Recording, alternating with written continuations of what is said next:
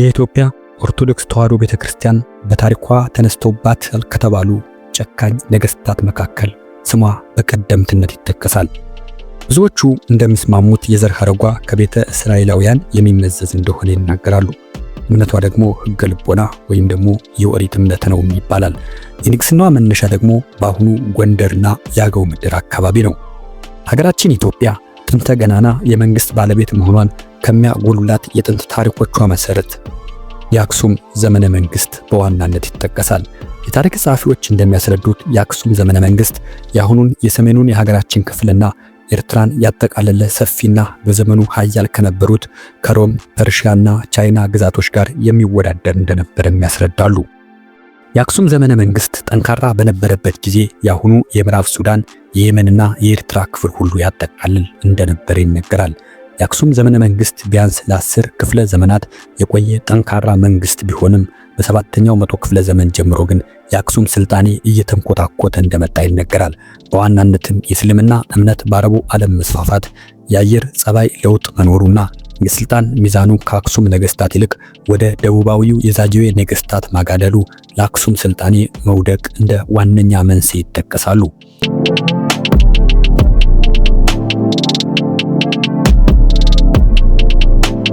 የአክሱም ስልጣኔም በንጉስ ኢዛናና በአፄ ካሌብ ዘመነ መንግስት ከነበረበት ገናና ስልጣኔ ቀስ በቀስ እየተዳከመ እንደመጣ ይነገራል።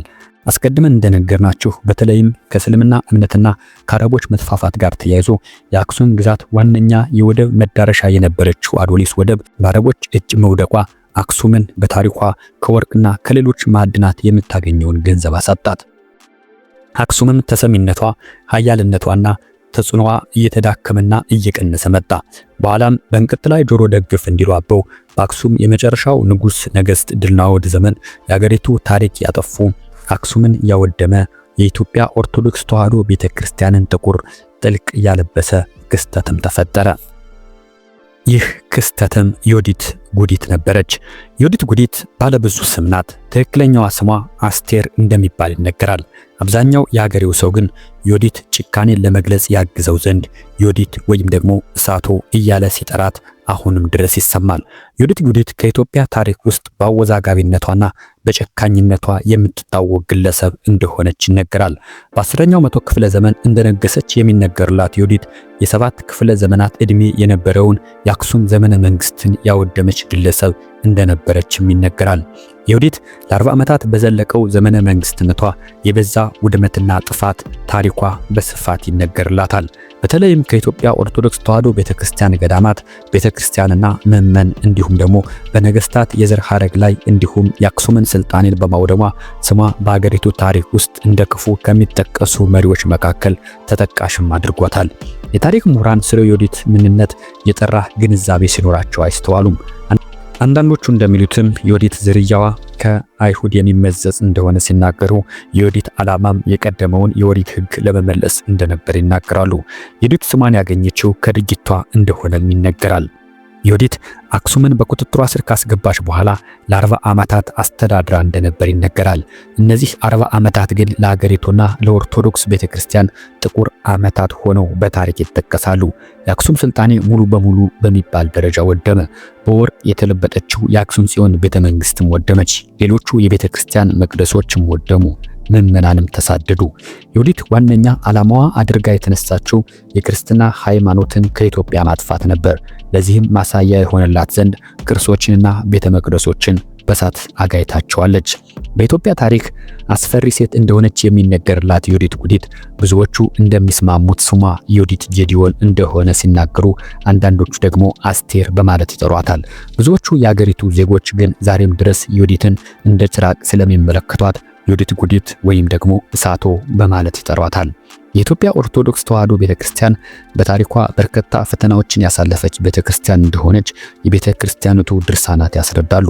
ከነዚህም አስፈሪ የቤተክርስቲያኑ ታሪኮች መካከል የ40 ዓመቱ የዮዲት ጉዲት ዘመን በግንባር ቀደምትነት ይጠቀሳል። የዮዲት ታሪክ አንድ ወጥ የሆነ ታሪክ ያለው ሆኖ ግን አይገኝም። ይሁንና የዮዲት ጨካኝነት ግን የማያጠራጥርና ብዙዎችም የተስማሙበት ሆኖ ይስተዋላል። የዮዲት አመጣጥ በርካታ መላምቶችና አፈ ታሪኮች የተተበተበ ሲሆን ብዙዎቹ የአክሱም ነገስታት ክርስትናን ሲቀበሉ ታቦተ ጽዮንን ተከትለው መጥተው የነበሩ አይሁዳውያን ቤተ እስራኤላውያን ከአክሱም ሲባረሩ የተባረረች ቤተ እስራኤላዊ ነች የሚሉ ሲሆን ሌሎች ደግሞ ዮዲት ከደቡብ የመጣች ንጉስ እንደነበረችም ይናገራሉ። ሌሎች ደግሞ ዮዲት ቤተ መቅደስ ውስጥ ያልተገባ ነገር ስታደርግ ተገይታ የተባረረች የአክሱም ነገስታት ልዕልት እንደነበረች የሚገልጹ ሲሆን በኋላም ዘግኖ ቢሰን የተባለ የሶሪያ ንጉስ አግብታ ለበቀል እንደመጣችም ይናገራሉ። በእርግጥ የዮዲት ዘመን እና ድርጊት የበቀልና የመከራ ነበር። እነዚህ መላምቶች መካከል ግን የመጀመሪያው መላምት ይበልጥ ሚዛን የደፋ ሆኖ እናገኘዋለን። ሀገራችን ኢትዮጵያ ክርስትናን በአፄ ኢዛና ዘመነ መንግስት እንደ መንግስታዊ ሃይማኖት ከመቀበሏ በፊት በሀገሪቱ የሕገ ልቦና ወይም ደግሞ የኦሪት እምነት ይሰበክ እንደነበር ብዙ የታሪክ አጥኚዎች ይናገራሉ። ንግሥተ ሳባ ጠቢቡ ሰሎሞንን ከጎበኘችበት ጊዜ ጀምሮ የኢትዮጵያና እስራኤላውያን ግንኙነት እንደተጀመረ የሚነገር ሲሆን የመጀመሪያዎቹ ቤተ እስራኤላውያን ወደ ኢትዮጵያ ከክርስቶስ ልደት 500 ዓመት አስቀድመው ወደ ኢትዮጵያ እንደገቡም ያስረዳል። የአክሱም መንግስትን በዘመነ ኢዛና የክርስትና እምነትን መንግስታዊ እምነቷ አድርጋ ስትቀበል በፊት የነበሩት ቤተ እስራኤላውያንና ኦሪት ከአክሱም ግዛት እንዲባረሩ ተደረገ። ይህ ታሪክም ዮዲት ጉዲትን በአክሱም መንግስትና በክርስትና ሃይማኖት ላይ ስር የሰደደ ጥላቻ እንዲኖራት አድርጓታል ይላሉ የታሪክ ባለሙያዎች። ዮዲት 40 ዓመታት ኢትዮጵያን የገዛች ሲሆን አብዛኛው ታሪኳ የውድመትና የጥፋት እንዲሁም ደግሞ የጭፍጨፋ ታሪክ ሆኖ ይስተዋላል። አስቀድመን እንደነገርናችሁ በአራተኛው መቶ ክፍለ ዘመን የአክሱም መንግስት የክርስትና እምነትን መንግስታዊ ሃይማኖት አድርጎ መቀበል ሲጀምር በአክሱም ግዛት ይኖሩ የነበሩ የኦሪት እምነት ተከታይ ቤተ እስራኤላውያን ግን አሻፈረኝ ስላሉ ከአክሱም ተባረው በአሁኑ ወገራ ሰሜን ተራሮችና ጣና ሐይቅ አካባቢ እንደሰፈሩ ታሪክ ያስረዳል። በኋላም የቤተ እስራኤላውያን የራሳቸው መንግስት መስርተው ከአክሱም መንግስት ከዛግዌ መንግስት እንዲሁም ከሰለሞናዊ ስርወ መንግስት ጋር ለዘመናት ሲዋጉና ግጭት ውስጥ ሲገቡ እንደነበር ታሪክ ያስረዳል። በ9ኛው መቶ ክፍለ ዘመን የአክሱም መንግስት በተለያዩ ውጫዊና ውስጣዊ ምክንያቶች መዳከም መጀመሩን አበክራ ቂምን አንግባ ለነበረችው ዮዲት ጉዲት ሰርግና ምላሽ የሆነላትን ይመስል ነበር። ይህም የአክሱም መንግስት መዳከም ተከትሎ ዮዲት ለ40 ዓመታት ሀገሪቱን ገዝታለች። ዮዲት የቤተ እስራኤሎች ንጉስ የንጉስ ጌዲዮን ልጅ እንደነበረች በአፈ ታሪክ የሚነገር ሲሆን ዮዲት የአክሱም መንግስት መዳከም በጀመረበት በ9ኛው መቶ ክፍለ ዘመን ብዙ ሰራዊቶቿን አስከትላ አክሱም ላይ ከፍተኛ ወረራ አካሄደች። አክሱምን በእሳት ወደመች። ታሪኮቿ በሙሉ የሉም እስኪባሉ ድረስ ጠፉ። ቤተ መቅደሶቿ በሙሉ እሳት በላቸው። በተለይ የታቦተ ጽዮን ማረፊያ የነበረው እና ባለ 12 ቤተ መቅደስ በወርቅ የተለበጠ የነበረው የአክሱም ጽዮን ቤተክርስቲያን በእሳት ወደመ። የሃይማኖት አባቶችም ከዮዲት ጭፍጨፋ ከተረፉ ነገስታት ዘር ጋር በመሆን ወደ መንዝና ወደ ሸዋ ተሰደዱ። በወቅቱ በአክሱም የነበረው የ12 ዓመት ሕፃን አንበሳውድም ሲሆን የአባቱን የድልናኦድን ዙፋን እየተረከበ ነበር። ይሁንና አንበሳውድም የዮዲትን ጦር መቋቋም ስለተሳነው ከተከታዮቹ ጋር በመሆን ሸዋ መንዝ ተራሮች እንደተደበቁ ታሪክ ይናገራል። ካህናቶቹም ታቦታቱና ንዋየ ቅዱሳኑን በመያዝ ወደ ደቡቡ የሀገራችን ክፍል በመሰደድ ቤተክርስቲያኗን ማትረፍም ችለዋል። የክርስትና እምነት አጥፍታ በኦሪት ወይም ደግሞ በይሁዲ እምነት ለመተካት ሐሳብ እንደነበራት የሚነገርላት ዮዲት ጉዲት በርካታ ቤተክርስቲያኖችን እንዳጠፋችም ይነገራል።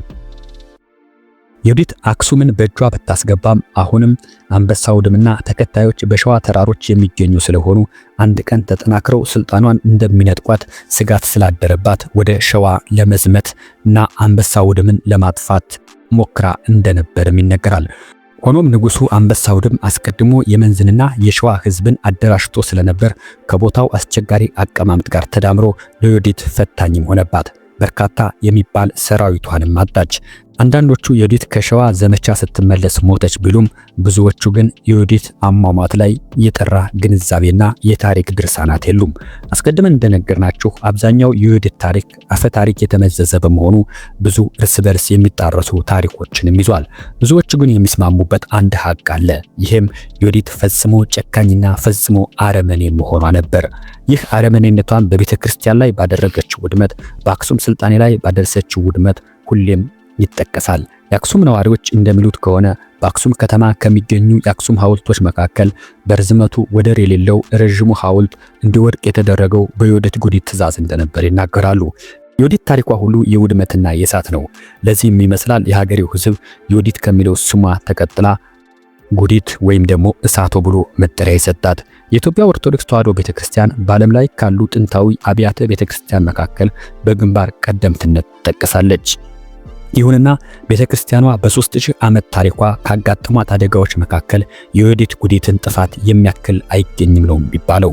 የዮዲት ጉዲት ጥፋት ግን በቤተክርስቲያን ላይ ብቻ አይቆምም። የዮዲት የቂምና የጥፋት ክንድ ግን በአክሱም ስልጣኔ ላይም አርጩሜ ያነሳ ሆኖ እናገኘዋለን።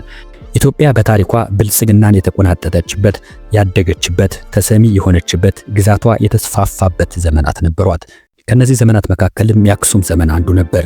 ኢትዮጵያ በአክሱም ዘመን ደቡባዊ የአረብ ግዛትን ወይም ደግሞ የመንን ግዛቷ አድርጋ የነበረ ሲሆን ያሁኑ ሙሉ ኤርትራና ምዕራባዊ ሱዳን በሙሉ የአክሱም ግዛት ነበር። ይሁንና አክሱም ድንገት መንሸራተት ሲጀምር ዮዲት የምትባል ጨካኝ ግለሰብ ተነሳችበት እና የአክሱም መንግስት መጨረሻ እሳትና አመድ ሆነ። የአክሱም መንግስት መናገሻ የሆነችው አክሱም ወደመች። ታሪኮቿ፣ ስልጣኔዋ እንዲሁም ሀብቷ ሁሉ በዮዲት አመድ ሆነ። ዮዲት ከ40 ዓመታት በኋላ ብትሞትም እና ስልጣን የዛጌው መንግስት ቢረከብም አክሱም ግን ወደ ነበረ ገናናነቷ መመለስ አልቻለችም።